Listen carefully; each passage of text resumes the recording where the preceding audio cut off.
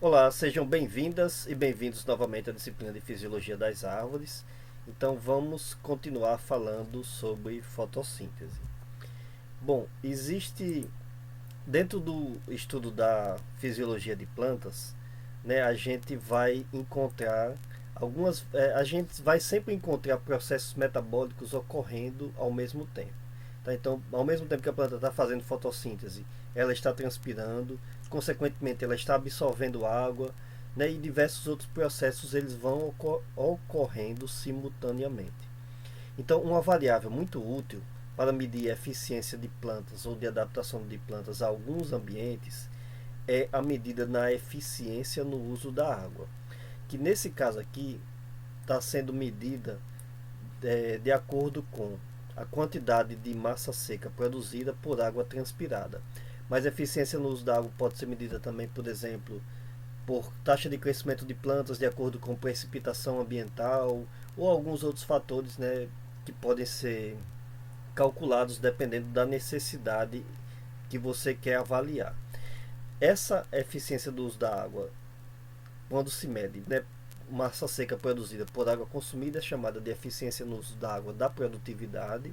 Aí por isso vem esse P subscrito aqui. Ok? Então, quando a gente compara diversos grupos de plantas, a gente obtém algumas características interessantes que ajudam a entender a adaptação delas a alguns ambientes. É claro que a eficiência do uso da água não é tudo, tá? Porque não quer dizer que é a única medida importante para a adaptação das plantas. Tem diversas outras que devem ser levadas em consideração, mas é uma medida interessante que ajuda a entender a capacidade que as plantas têm de produzir massa seca de acordo com a limitação no uso da água. Então, quando a gente compara, por exemplo, plantas C4 com plantas C3 de diversos grupos, a gente, é claro, vai observar uma tendência das plantas C4 transpirarem menos, porque elas conseguem, pelo mecanismo de concentração de CO2, elas conseguem manter altas taxas de fotossíntese com relativamente menores índices de abertura estomática, e daí elas vão transpirar menos, então consequentemente vão consumir menos água. E aí quando a gente compara, né, massa seca produzida por água consumida, a gente tende a ter valores relativamente mais altos. Mas fotossíntese não é a única coisa que influencia, tá, na eficiência do uso da água. Então quando a gente compara aqui, ó, com plantas jovens de girassol, você vê que tem valores muito semelhantes para plantas C4. Quando as plantas já estão na fase mais adulta, aí elas diminuem a eficiência no uso da água porque elas acabam transpirando mais, né, por alguns outros processos que se alteram durante o florescimento. Mas no geral a gente tem essa tendência, né, de plantas C4 terem maior eficiência do uso da água. Isso nem sempre se ocorre quando se compara com outros grupos de plantas. Então, por exemplo, a gente tem aqui coníferas, um tipo de palmeira, né, que tem valores, mesmo não sendo plantas C4, tem valores parecidos com o das plantas C4, mostrando que essas plantas têm alguns outros mecanismos que permitem que elas acumulem biomassa, acumulem massa seca, transpirando pouco. Mas quando a gente compara plantas MAC, aí a gente vê um grande aumento na eficiência no uso da água. Por quê? Né? Porque plantas MAC conseguem absorver CO2 à noite, com estômatos fechados durante o dia, e consequentemente à noite, como a temperatura é mais baixa, a incidência solar é mais baixa, a umidade relativa é mais alta, então a planta vai sempre transpirar menos à noite do que durante o dia. E aí, né, quando a gente compara a eficiência no uso da água, ela tende a ser muito elevada nas plantas MAC. Mas lembrando, plantas MAC produzem pouco, crescem de forma lenta. Por quê? Porque elas são adaptadas a ambientes secos, mas elas não produzem muito. Elas não vão. A gente não vai ter uma planta MAC produzindo do mesmo jeito que a gente produz com taxas de crescimento do milho, por exemplo, de diversas plantas cultivadas ou de diversas plantas arbóreas também.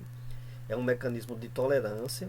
Elas vão conseguir ter uma alta eficiência na produção de biomassa transpirando muito pouco, mas elas não vão ser plantas que crescem muito, não vão acumular muita biomassa também, tá? Porque elas têm um mecanismo muito limitante de retirada de CO2, mas também muito eficiente para o seu crescimento, tá? Eu estou só relembrando porque eu já discuti também isso em alguma dessas aulas sobre fotossíntese.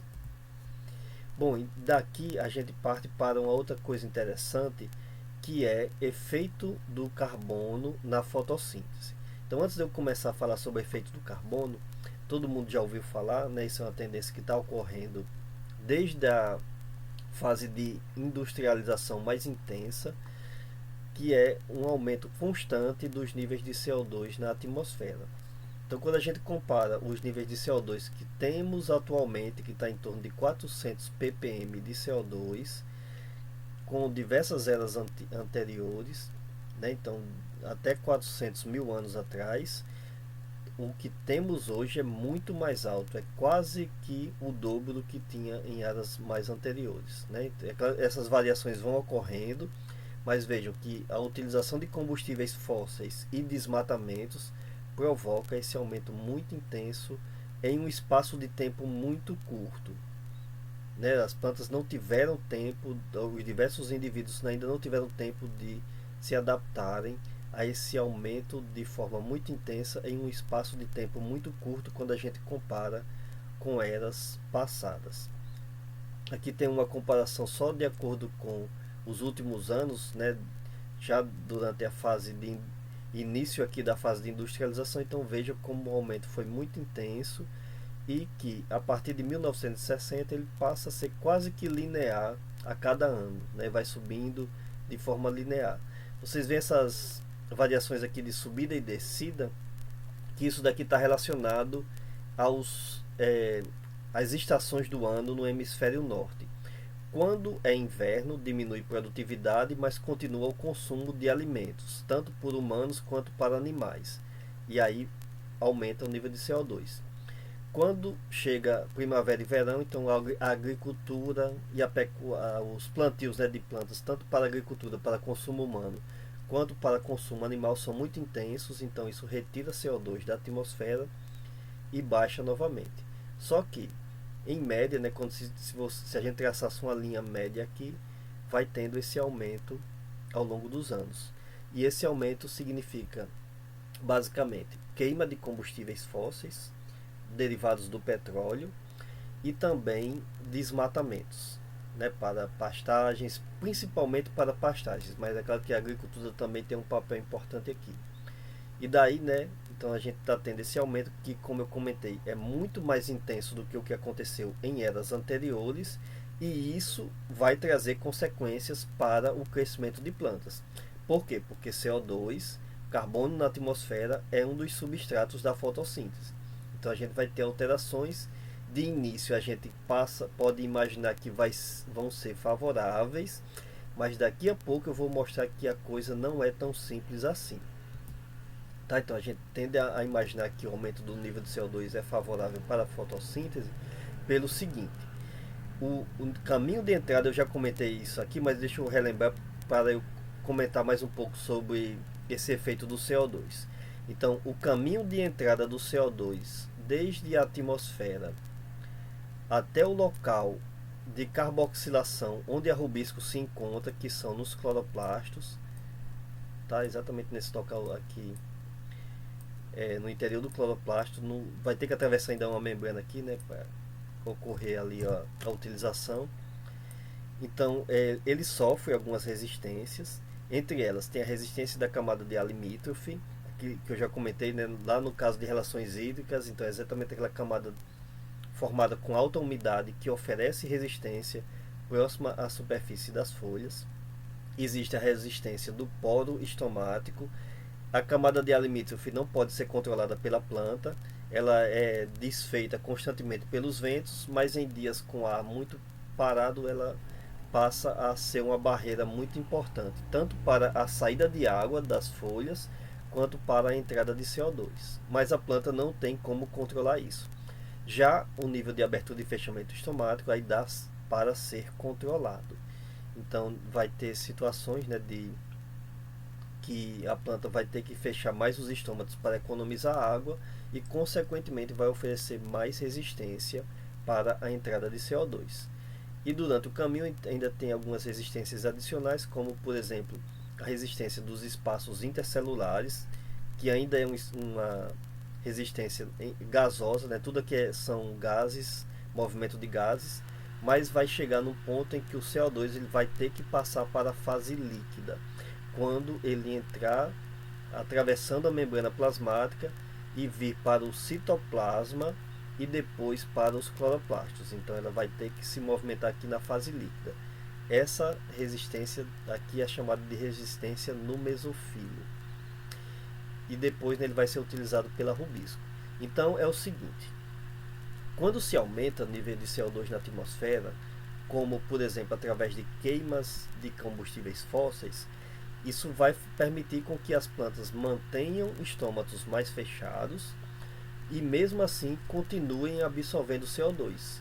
Porque tendo mais CO2, isso significa que vai ser mais fácil superar a barreira estomática e as diversas outras resistências ao longo do caminho.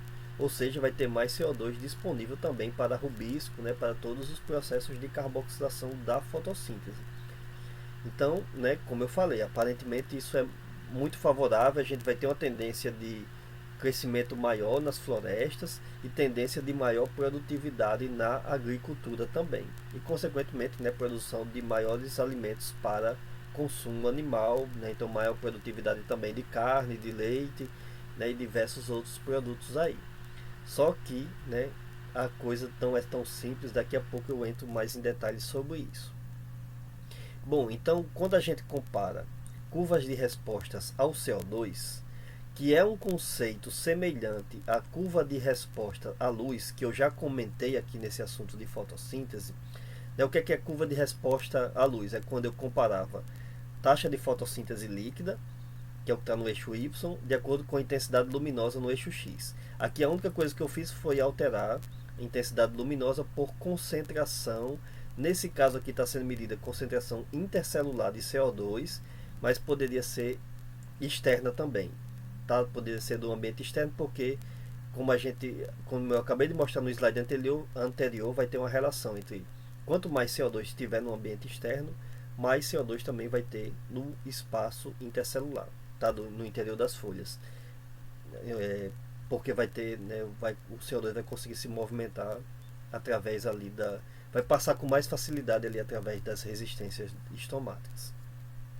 Bom, então quando a gente mede essas curvas de respostas à concentração de CO2 e a gente compara plantas C4 com plantas C3, a gente tem algumas questões interessantes a serem observadas aqui. Em primeiro lugar, o ponto de compensação de CO2, lembra, né, que eu comentei sobre o ponto de compensação luminoso?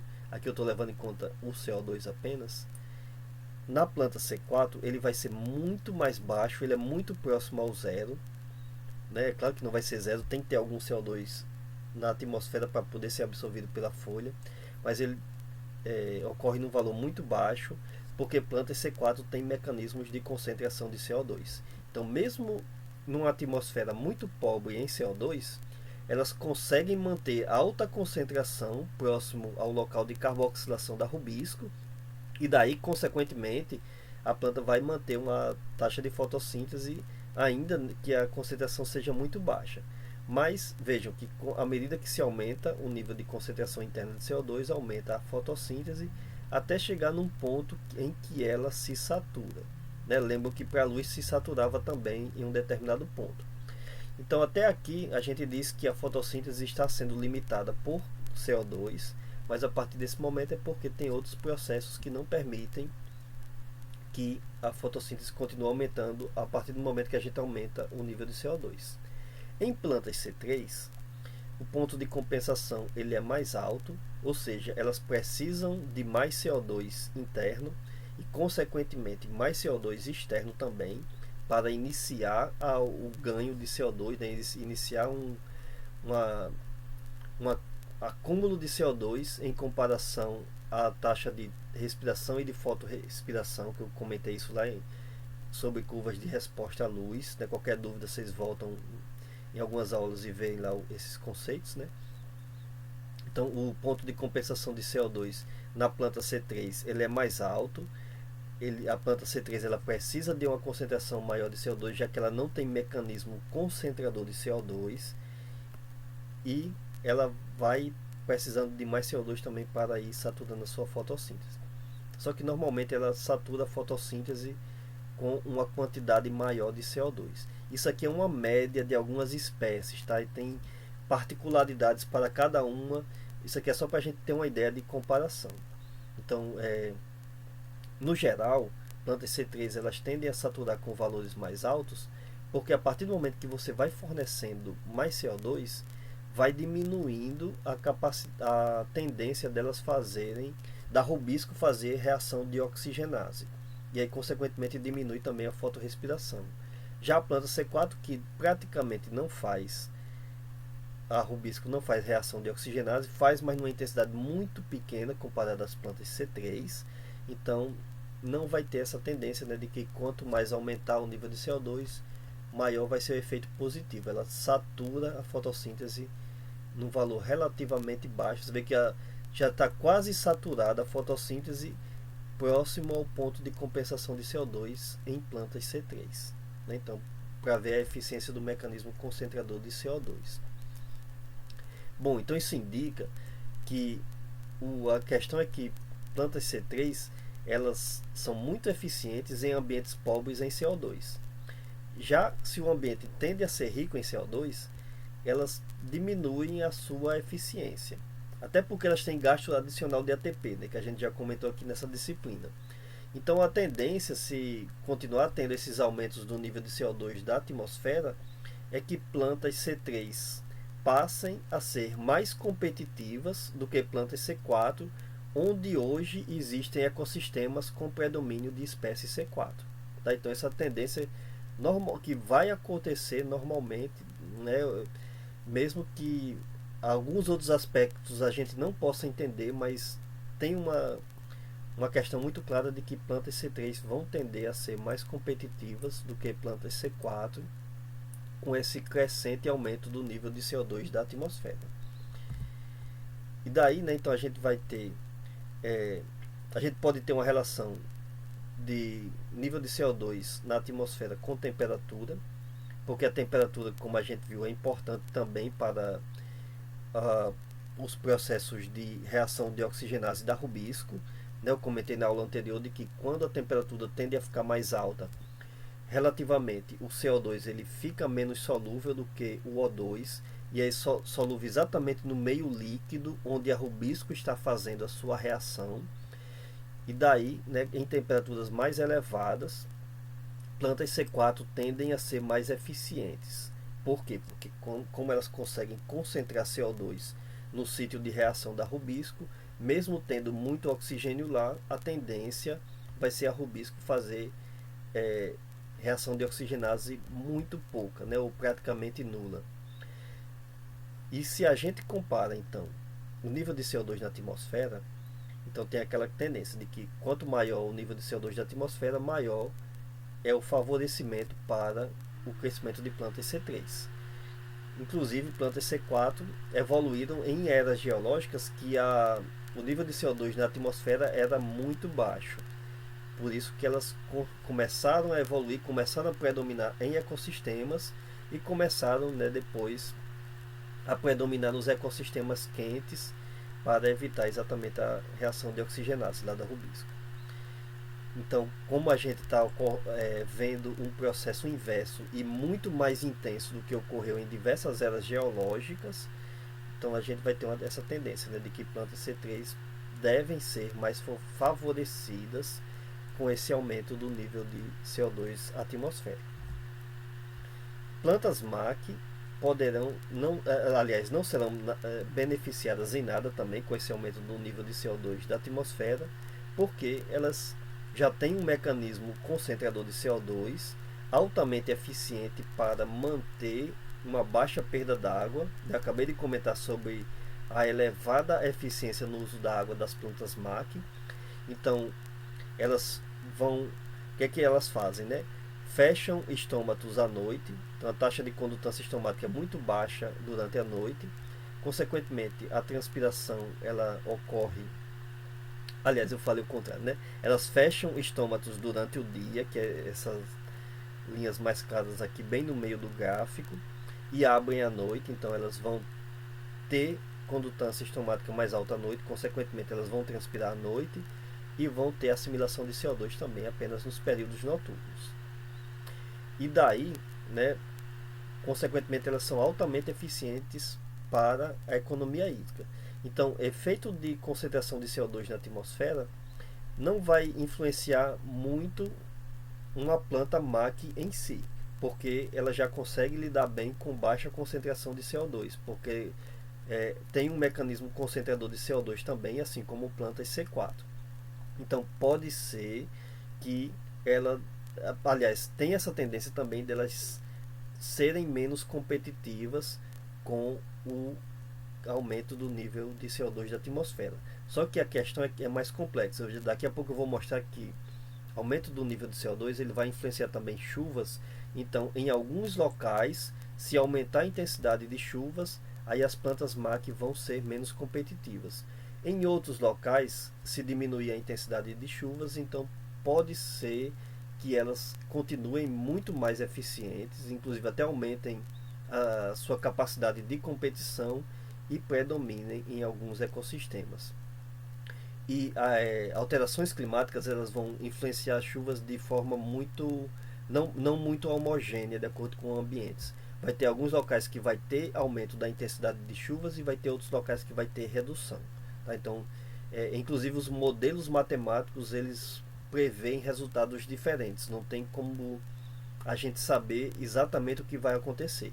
A gente sabe que vai acontecer alguma alteração, mas saber com certeza qual alteração vai acontecer de acordo com cada ambiente não dá para ser previsto ainda.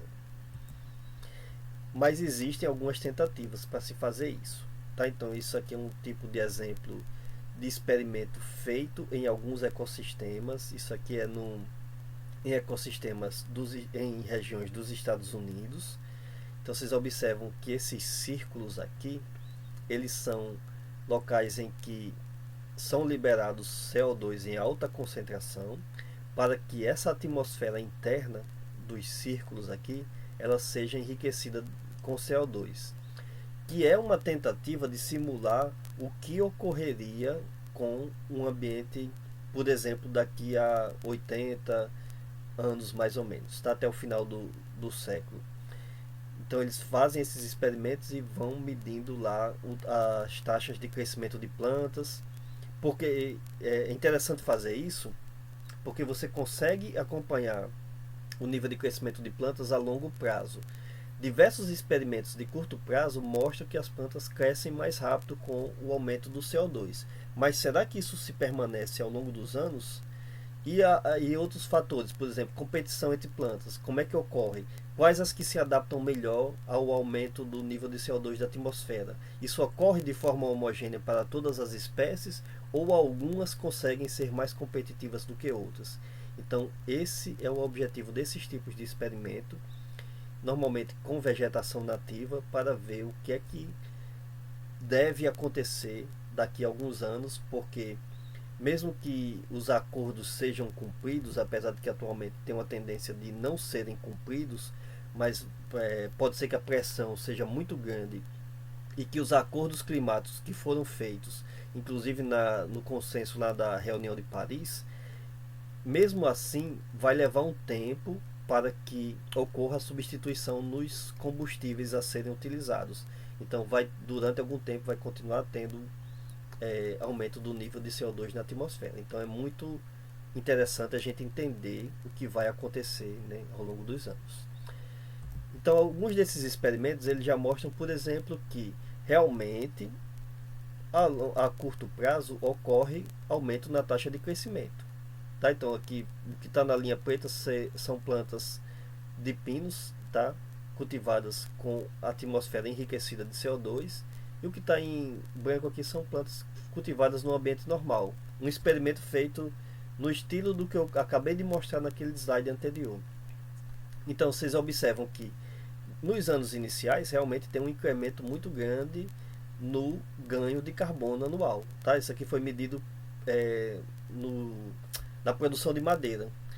Só que, com o tempo, ela passa a não ter esse aumento, até reduz um pouquinho, depois passa a ter um crescimento igual a das plantas em atmosfera normal. Por que que acontece isso? Tá? Então isso é muito interessante da gente entender que produtividade de planta ela não vai estar ligada apenas à fotossíntese. Esse ambiente que essas plantas estão crescendo, se ela precisar crescer mais, ela teria que ter suprimento hídrico, teria que ter nutrição adequada, porque não é só fotossíntese que influencia no crescimento. Se a planta está fazendo fotossíntese com alta intensidade, mas não tem água disponível, então ela consequentemente não vai conseguir acumular biomassa. Ela vai chegar no ponto, inclusive, que ela nem vai conseguir fazer fotossíntese com alta intensidade, mesmo que o nível de CO2 da atmosfera seja alto, porque ela vai ter que fechar tanto os estômatos que isso vai dificultar a entrada de CO2. Além disso, se não tem água adequada, não vai ter taxa de crescimento adequada para raízes, para galhos, para folhas. Então, consequentemente, a própria fotossíntese vai ser limitada durante períodos mais prolongados. E se o solo, por exemplo, também não tem nutrientes adequados, então não adianta fazer mais fotossíntese, porque simplesmente não vai ter como produzir mais biomassa. Tá? Vai ter uma limitação ambiental. Então, por isso que a gente observa uma aceleração inicial. E aqui está comparando só essa espécie de Pinus taeda aqui, tá? Não está nem comparando as outras espécies lá do grupo, que provavelmente algumas vão estar mais competitivas e outras menos competitivas. Por isso que às vezes algumas aceleram o crescimento e depois com o tempo se diminui. Quando se faz esse experimento aqui, tá? Como está mostrado aqui no caso de plantas cultivadas, isso aqui é um campo de soja, então a gente observa que tem aumento, aliás, tem uma tendência das plantas crescerem mais, inclusive elas estão aqui com estômatos mais fechados. Vejam aqui nessa figura C que o nível de CO2 ele está mais elevado e daí as plantas fecham mais os estômatos. Eu comentei lá em relações hídricas, né, que quanto mais alto o nível de CO2, maior a tendência das plantas fecharem estômatos. Por quê? Porque já tem CO2 suficiente para a fotossíntese. Só que à medida que as plantas fecham mais os estômatos, elas vão se aquecer mais. Por quê? Porque a questão da abertura estomática não é só para a entrada de CO2. A partir do momento que as plantas fecham, aliás, a partir do momento que as plantas abrem estômatos para absorver CO2, elas permitem transpiração e à medida que ocorre transpiração, ocorre resfriamento das folhas também. Lembra que eu comentei sobre o calor latente de evaporação da água, em que a água consome muita energia para passar do estado líquido para o estado de vapor, e aí consequentemente esse consumo de energia, esse consumo de calorias resfria as folhas. Então vejam, a planta está fazendo fotossíntese de forma adequada, mas uma resposta natural da planta é manter estômatos mais fechados com o aumento do nível de CO2. Então será que esse aumento de temperatura pela redução da transpiração não vai diminuir também a produtividade da planta? Esse aumento aqui foi relativamente pequeno, tá? Medido através de câmeras que medem infravermelhos, né? Eu comentei isso também lá em relações hídricas. Então você vê, tem um aumento pequeno aqui de temperatura, em torno de 1,4 graus, mas pode ser que a planta nesse ambiente aqui tenha saído da sua condição, da sua faixa ótima de temperatura para a produção. Isso aqui é uma planta cultivada, tá? Mas poderia ser uma planta nativa também, no caso do experimento em florestas que eu mostrei.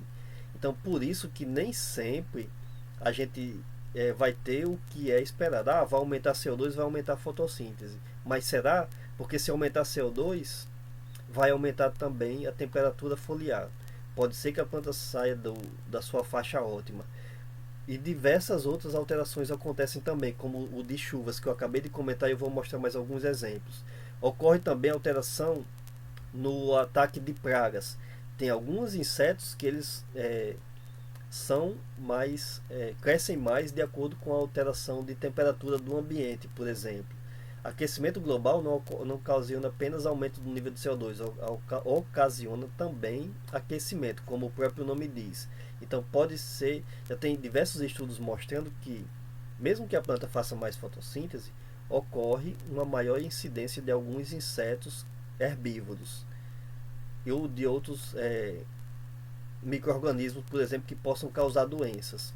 Até porque muitas vezes a planta aumenta a taxa de fotossíntese, mas não consegue aumentar na mesma proporção a taxa de crescimento, por exemplo, produção de novas folhas, novas raízes. E aí ela passa a acumular açúcares nas folhas e isso atrai insetos herbívoros, né, ou insetos sugadores. Então isso é bem interessante e nem sempre a gente tem essa relação, porque a coisa toda ela é muito complexa, né? Envolve diversas alterações. Como eu falei, a gente sabe que vai acontecer alguma coisa, mas não dá para prever com certeza exatamente o que vai acontecer, nem a nível de agricultura e principalmente a nível de ambientes florestais que são muito mais complexos, né? Envolve interação entre diversas espécies, tanto vegetais quanto animais, quanto de micro-organismos, né? Então, a coisa toda ela é muito complicada.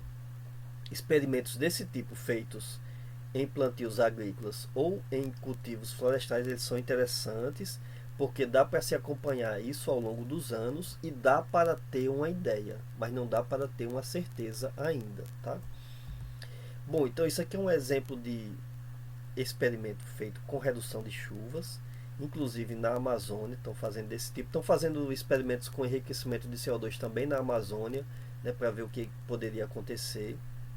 Mas observe um detalhe desse experimento aqui. Eles colocam calhas para coletar água de chuva e daí, né, transporta essa água para um solo afastado daquele ali. Então, consequentemente, menos água vai cair nesse solo e ele vai tender a ficar mais seco. Tá? Vai acumular menos água, isso vai afetar o crescimento de plantas. Mas isso é um experimento que tem que ser feito a longo prazo, né, ao longo de diversos anos. Então, isso aqui é um desenho desse esquema, desse tipo de experimento que está sendo feito na Amazônia já há alguns anos, né, numa região do estado do Pará. Então, eles colocam, além dessas calhas, né, que estão desenhadas aqui para retirar a água de chuva, eles colocam torres para medição de fotossíntese e diversos outros processos de trocas gasosas, por exemplo, transpiração. Eu mostrei, né, como é que isso é medido logo no início desse assunto aqui. E daí eles colocam também, cavam também túneis para observar ou medir a quantidade de água no solo, nível de umidade, potencial hídrico do solo também. Né? Então isso é bem interessante, que dá para você ter uma ideia de tudo que está ocorrendo ali naquele ecossistema e consequentemente, né, o que é que está afetando o crescimento e a produtividade de diversas espécies. Né? E daí eles fazem essas torres de observação, né, o local de caminhada para medição e por aí vai. Bom, então isso aqui são dados já de experimentos na Amazônia mostrando efeitos dessa redução de chuvas no nível de crescimento de 3 espécies arbóreas ali nativas da Amazônia. Então, os dados são muito semelhantes, eu vou me concentrar só em um deles, só para nível de discussão aqui.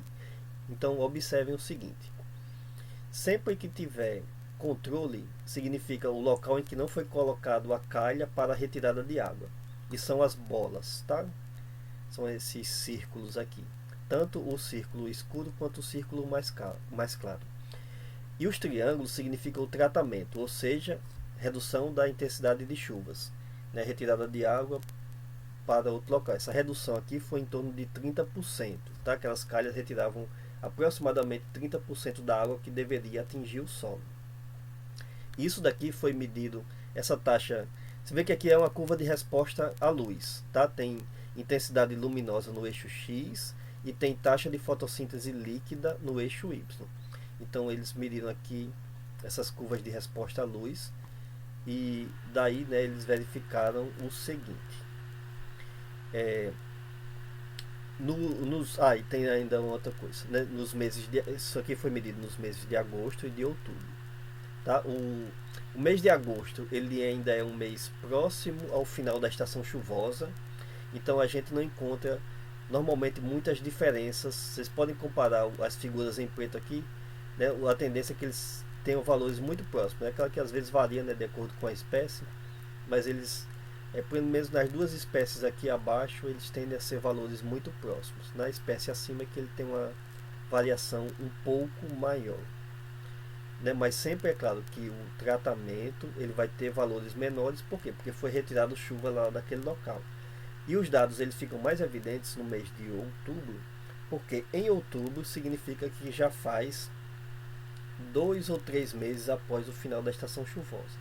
Então daí a gente consegue observar efeitos na taxa de fotossíntese. Por quê? Porque o solo acumulou muito menos água, a água foi utilizada nos meses logo após o final da estação chuvosa, quando não houve tratamento, ou seja, o solo não houve a instalação das calhas, o solo conseguiu acumular muito mais água. Então, consequentemente, mesmo no mês de outubro, a tendência é que as plantas façam uma taxa de fotossíntese mais intensa. Por quê? Porque o solo está mais úmido. E como está mais úmido, as plantas vão fechar menos os estômatos. Então, quando a gente mede a curva de resposta à luz, as plantas em solos não tratados, eles vão, né, ter uma tendência de saturar a fotossíntese com um nível de intensidade, tanto uma taxa de fotossíntese maior, quanto uma luminosidade maior também. Tá? Ou seja, vão produzir mais, vão crescer mais de acordo lá com o ambiente. E é claro que as plantas tratadas lá, né, vão produzir menos. Bom, onde é que eu quero chegar com essa discussão? Né? É que é o seguinte: vai ter alteração climática, vai aumentar o nível de CO2 na atmosfera. Diversos modelos matemáticos indicam que, com essa alteração climática, vai diminuir chuvas na Amazônia. Não vai ser uniforme em todas as regiões, mas se ocorrer alteração de chuvas, então não adianta para a planta ter aumento do nível de CO2 da atmosfera. Porque se diminuir chuvas, elas vão diminuir também a fotossíntese. Tá? Por quê? Porque vão ter que fechar estômatos, vão ter que economizar água. Então, aquele efeito positivo que teoricamente deveria ser esperado, ele não vai acontecer. Não tem como, né? A planta vai ter que economizar água. E normalmente plantas mais velhas, com mais biomassa, mais antigas, elas acabam sofrendo mais, no caso da Amazônia, porque os solos são muito profundos. Então, se chove menos, não tem como elas acumularem água próxima ali ao sistema radicular. Tá? Elas acabam sofrendo muito mais do que até plantas jovens que conseguem, né, sobreviver com ambientes com menos água no início do desenvolvimento, porque também tem menos biomassa para transpirar. Tá? Em outros ecossistemas, né, as plantas jovens acabam sofrendo mais, mas no caso da Amazônia, esses dados têm mostrado que as plantas mais antigas são as que estão sofrendo mais e que são drenos muito importantes para a retirada do CO2 da atmosfera. Né? Ou seja, o efeito negativo da redução de chuvas vai ser pior do que o efeito positivo que poderia ocorrer com o enriquecimento de CO2. Mas não são todos os modelos matemáticos que indicam redução de chuvas na Amazônia. Né? Então a gente não sabe o que vai acontecer exatamente, mas esses experimentos são interessantes exatamente para se ter uma ideia do que poderia acontecer, né, no futuro. Bom, uma outra coisa que eu gostaria de comentar para finalizar o assunto de fotossíntese é a medição de fotossíntese através da utilização de isótopos estáveis de carbono, que aparentemente é um conceito complicado, mas é muito útil para diversas medições ligadas à fotossíntese. Então, para começo de conversa, tá? Tem dois isótopos estáveis de carbono na atmosfera, que é o carbono 12, que corresponde a aproximadamente 98,9%, e a gente ainda tem em torno de 1,1% de carbono 13, que é um isótopo um pouquinho mais pesado, né, e isso tem consequências para a fotossíntese de plantas. Então, se a gente mede uma relação entre carbono 13 e carbono 12, a gente vai ter alguns valores interessantes. Tá? Essa relação é medida pelo R, e normalmente a amostra que a gente quer calcular, ela é comparada com um padrão que é definido de acordo com uma formação rochosa de uma região dos Estados Unidos. Não sei por que utiliza esse padrão, tá? Mas utiliza ele tradicionalmente. Mas para nosso nível de raciocínio aqui, isso não importa muito, tá?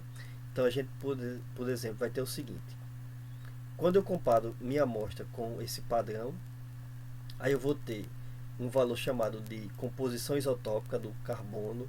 Normalmente ela é medida de acordo com o carbono 13, que é o que tem em menor quantidade. E esse valor ele é expresso em per mil, não é percentagem, tá? É valor por mil. Então a gente tem o seguinte: na atmosfera temos em torno de menos 8 por mil de carbono 13, ou seja, o carbono, a composição isotópica de carbono 13 na atmosfera é mais baixa do que o padrão que é utilizado para essa medição. Então, isso aqui é só para efeito de comparação, tá? Plantas C3, elas têm valores mais baixos, muito mais baixos do que o valor atmosférico. Por quê? Tá? Porque aqui eu tenho menos 28 por mil e na atmosfera eu tenho menos 8 por mil. Porque o carbono 13, por ser mais pesado, então o CO2 contendo carbono 13, ele chega com menos velocidade no sítio ativo de reação da rubisco. Tá? Ele é mais pesado, ele se movimenta mais lentamente, tanto ao entrar na folha quanto nos espaços intercelulares e também na fase líquida até chegar no sítio de reação da rubisco. O CO2 com carbono 12, como chega mais rápido, então é utilizado com maior quantidade. Então, quando a gente mede a composição isotópica de plantas C3, em comparação com o meio, quando a gente mede a composição isotópica de plantas C3 com a composição isotópica da atmosfera, a gente tem valores muito menores, exatamente por causa de que proporcionalmente menos carbono 13 é utilizado pela fotossíntese, tá? Em plantas C3. Isso se chama, em outras palavras, de discriminação isotópica, tá? Porque é simplesmente uma capacidade menor que as plantas têm de utilizar em carbono 13. Isso em média, tá? De plantas C3. Em plantas C4, as plantas C4 discriminam menos. Por quê?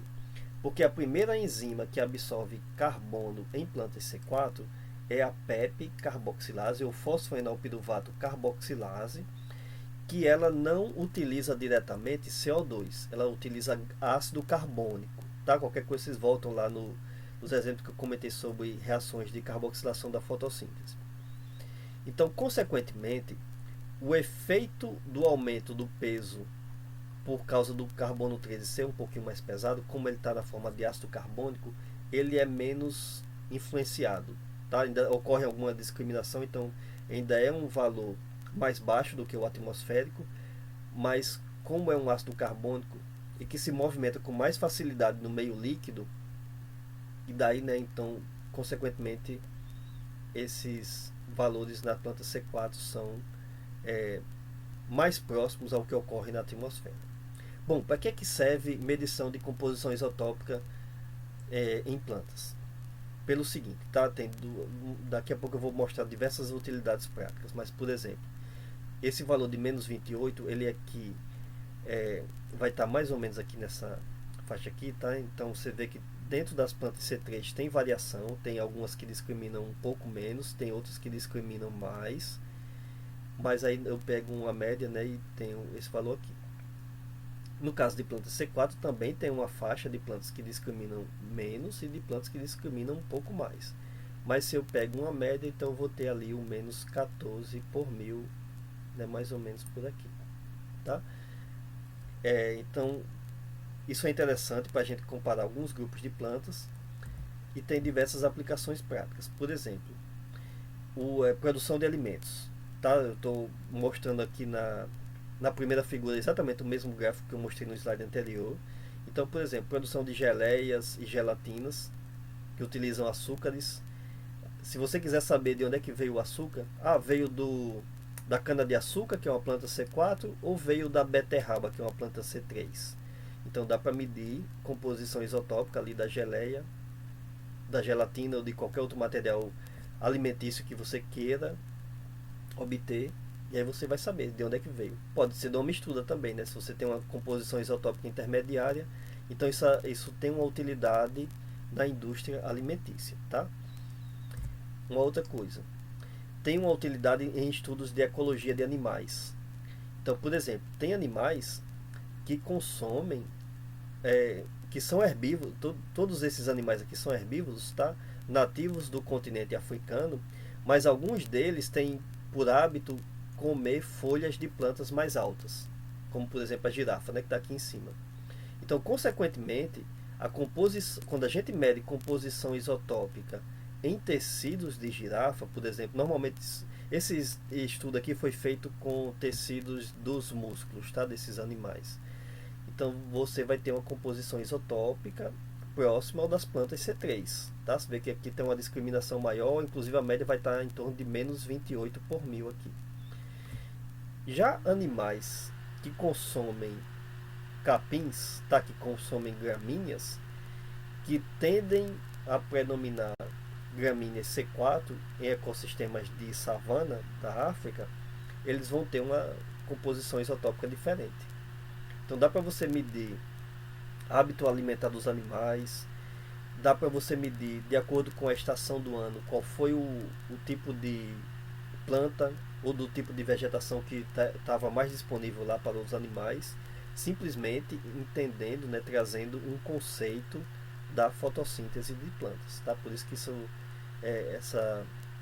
passa, né, a ter uma utilidade não apenas para estudos dentro da fisiologia de plantas, mas também estudos ecológicos em geral. Uma outra coisa, né, é que a gente consegue entender o que ocorreu em eras geológicas anteriores, porque estudos de plantas de eras passadas às vezes são difíceis, porque plantas são muito difíceis de formarem fósseis. Elas tendem, com a alteração climática lá, com a queda de plantas nos locais, né, elas acabam se decompondo com muita facilidade e muito raramente formam fósseis. Mas alguns tecidos de animais, como por exemplo o esmalte de dentes, eles conseguem formar fósseis e conseguem durar muito tempo. Então, às vezes, você consegue medir qual o tipo de vegetação que existia num determinado local, medindo tecidos de animais. Então, aqui a gente tem a mesma figura que eu já mostrei, né, de variação de composição isotópica de plantas C3 e de plantas C4. Então, valores aqui de por mil. Só que no tecido do esmalte dos dentes dos animais, ocorre uma deslocação, tá? Aqui para a direita, você vê que menos 14, aliás, mais 14,1. Por que ocorre isso, né? Por que ocorre um enriquecimento de carbono 13 no esmalte dos animais? Porque o CO2 ele é liberado como subproduto lá da digestão dos alimentos, e provavelmente por ele ser uma molécula mais pesada, ela sai com menos facilidade da boca do animal, né, e passa a se acumular no esmalte dos dentes. E daí, né, a gente tem esse enriquecimento. Mas o importante é que existe uma variação, uma diferença, né, esse enriquecimento ocorre de forma homogênea. Tanto faz o animal ter consumido plantas C4 como plantas C3. Né? Então a gente consegue ainda entender qual foi a dieta de um animal de acordo com, mesmo ele tendo vivido em diversas, né, alguns milhares ou até diversos milhares de anos atrás, tá? Porque às vezes até o esqueleto já sumiu, né? Não se acumulou em fósseis, mas o esmalte ele é muito resistente, então dá para medir com uma precisão relativa qual foi a dieta que o animal teve em épocas passadas, inclusive valores intermediários. E aí, se você mede a dieta de animais, você entende também qual que era, ou dá uma ideia muito precisa de qual a vegetação que predominava em alguns ambientes de acordo com eras passadas. Né? Isso é bem interessante, porque dá para medir, por exemplo, quando é que surgiu as plantas C4, quando é que elas passaram a predominar. Essa figura aqui está um pouquinho clara, mas é o seguinte: o que está mostrado em barras brancas aqui, sempre nas partes de cima das figuras, de acordo com diversas regiões do planeta, são acúmulo de isótopos estáveis de carbono em dentes, em tecidos de animais, aliás, dentes mesmo de animais aqui, em aproximadamente, por exemplo, aqui a partir de 6 milhões de anos, e nas figuras abaixo com as barras em cinza, tem o acúmulo desses isótopos estáveis há mais de 8 milhões de anos.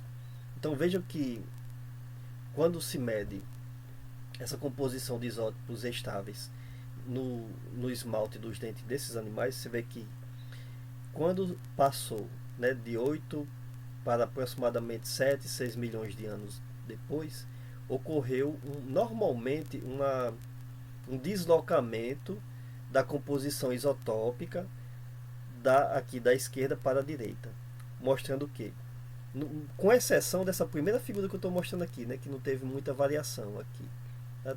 Tende a ficar um valor muito parecido, mas fora isso, né, que essa região aqui mais no leste dos Estados Unidos, aqui bem próximo à região do Canadá, mas por exemplo aqui nessa outra região já ocorre uma variação, tá?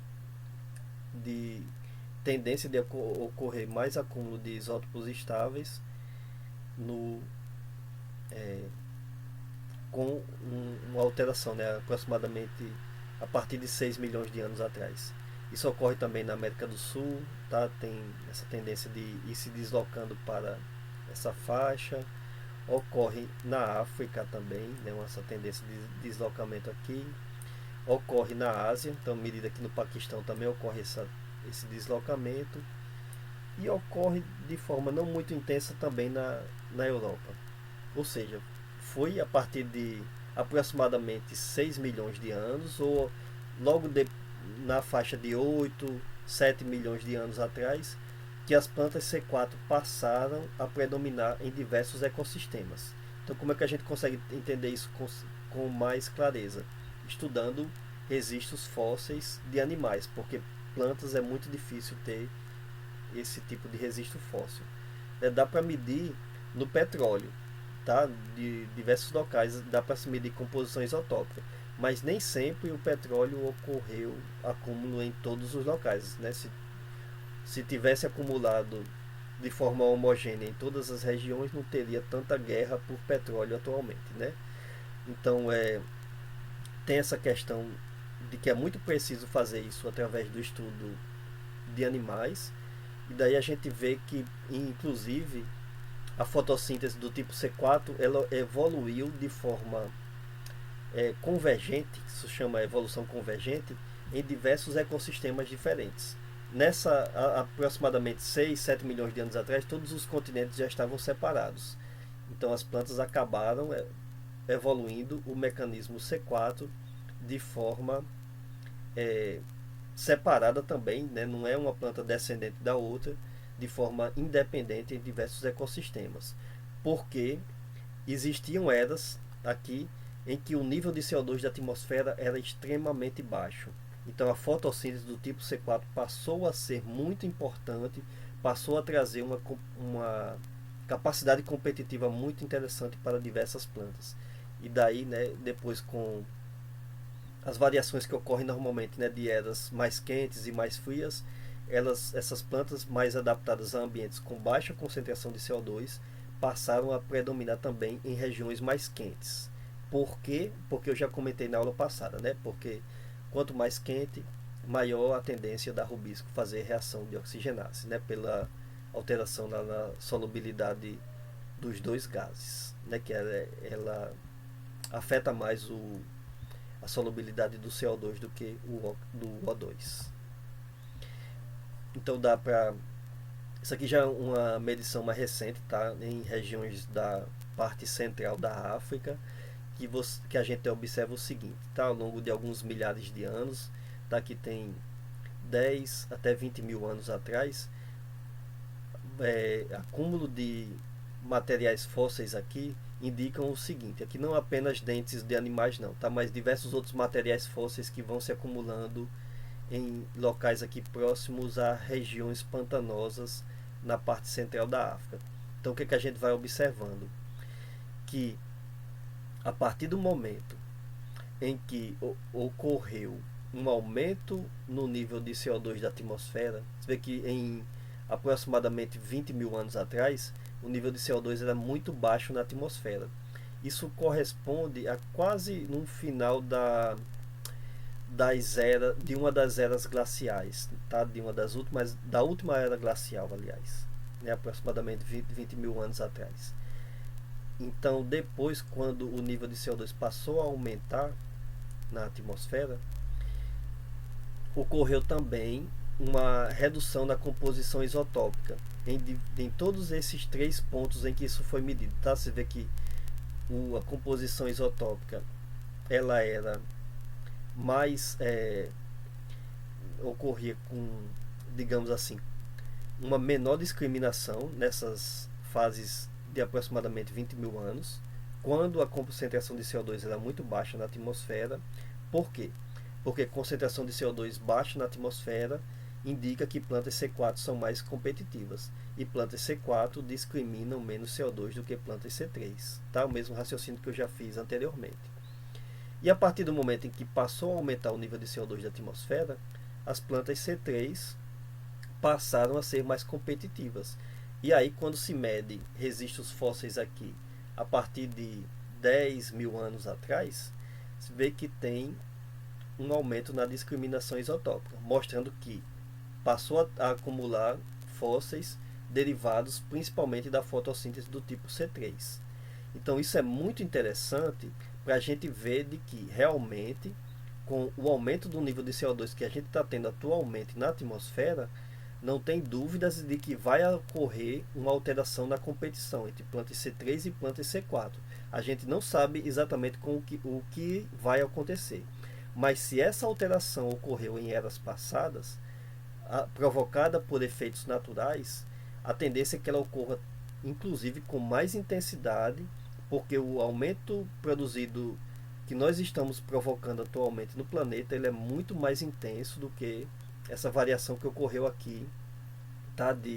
Em torno de 180 ppm de CO2 para em torno de 240, 250 que a gente tem aqui, tá? A gente atualmente já está com 400 ppm de CO2, é um valor muito mais intenso do que esse. Então, com certeza, já estamos provocando alguma alteração na competição entre plantas C3 e plantas C4.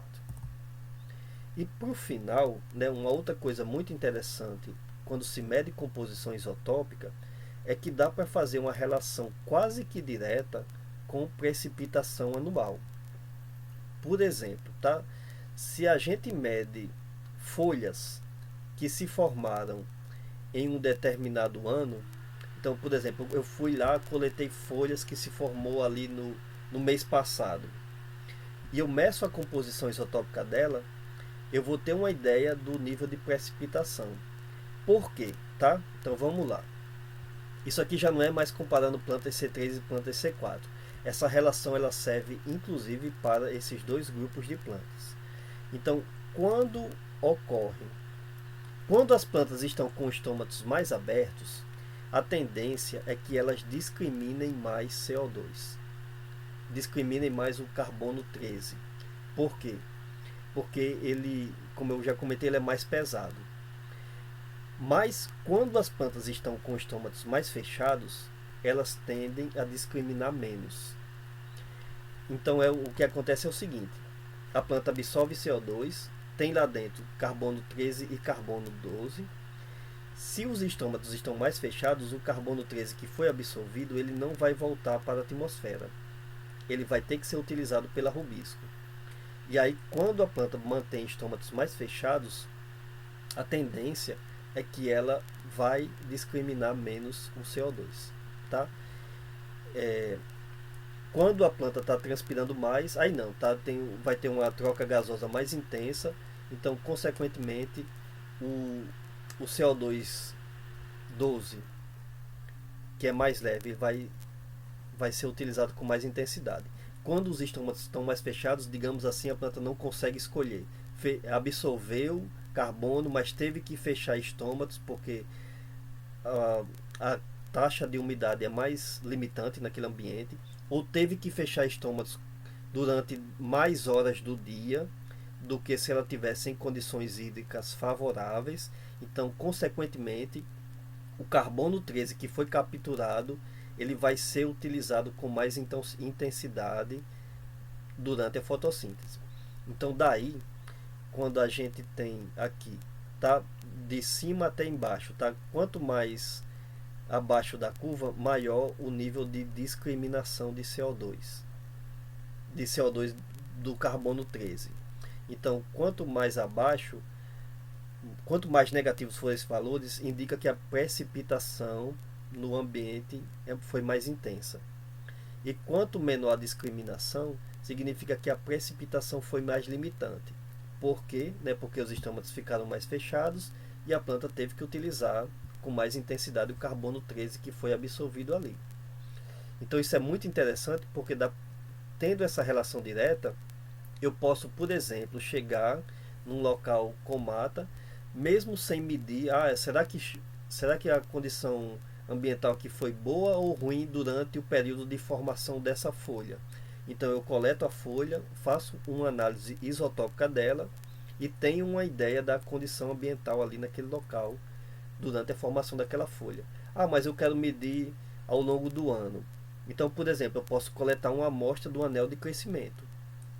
E aí, pela composição isotópica desse anel de crescimento, eu posso saber se foi um ano favorável ou não para o crescimento da planta, para a fotossíntese. É claro que o tamanho do anel de crescimento também é uma medida interessante, mas uma medida mais precisa ainda é o da composição isotópica. E daí eu posso ter uma...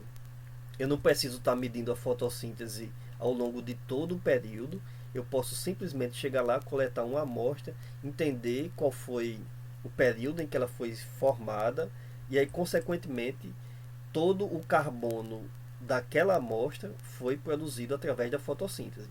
Então a planta discriminou mais ou menos durante esse período. Se discriminou mais, significa que pôde transpirar mais, pôde manter estômatos mais abertos. Se discriminou menos, significa que teve que economizar água, teve que manter estômatos mais fechados.